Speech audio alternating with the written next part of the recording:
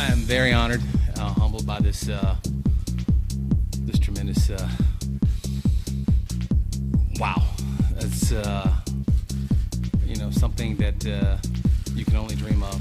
Thank you to the writers, obviously, you guys, for voting us in. It's so rewarding to be recognized. I'm Matt Waymeyer with the MLB.com FastCast.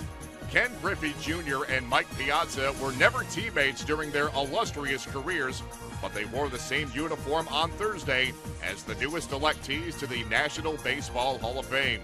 With a record-setting 99.3% of the vote, Griffey coasted into Cooperstown in his first year on the ballot. Meanwhile, Piazza steadily gained support during his first 3 years of eligibility and got the call to the Hall in year 4 with 83% of the vote. The two men also set a unique distinction as the bookends to the highest and lowest drafted players to ever gain enshrinement. Griffey became the first ever #1 pick to be elected, while no Hall of Famer was ever drafted lower than Piazza's position of 1,390.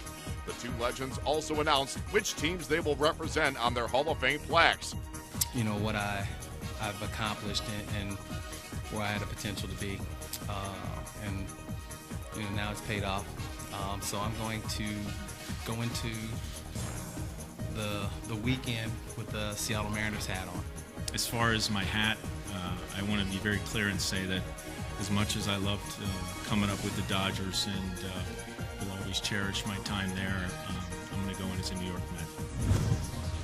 The Dodgers formally introduced Japanese right-hander Kenta Maeda on Thursday after signing him to an 8-year contract earlier in the week. The 27-year-old is the only right-hander among 6 pitchers competing for rotation spots.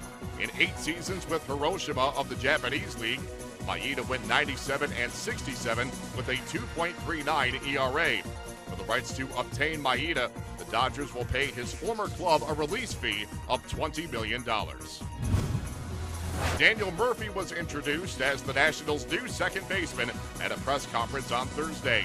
He agreed to a 3-year, $37.5 million deal on Christmas Eve after having spent his first 7 big league seasons with the New York Mets. The 30-year-old has just 1 All-Star selection on his resume, but turned the baseball world on its ear last October, hitting a home run in 6 consecutive postseason games to set a new record and helping lead the Mets to the World Series. But Murphy has now jumped sides to the Mets division rival and looks forward to joining an already deep and talented Nationals lineup. With what Mr. Rizzo and Mr. Lerner have already done, they've laid the foundation of a really, really competitive team here. I've got to experience that competitiveness over the last 6 or 7 years being in New York. It's just a good group. Hopefully, I can come in and just help to add to the foundation that's already been laid around here. And finally, the Giants have come to terms with free agent outfielder Denard on a 3-year deal pending a physical.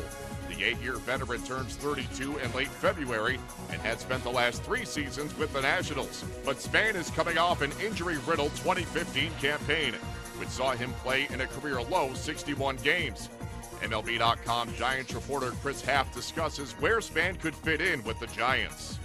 Right now, I would say that Span will play left field because he has just a little bit more, he has some experience there. Pagan has a little bit less experience, and so, Span has not played left field since 2009. So, this may end up being the kind of decision that Bruce Bochy makes during spring training.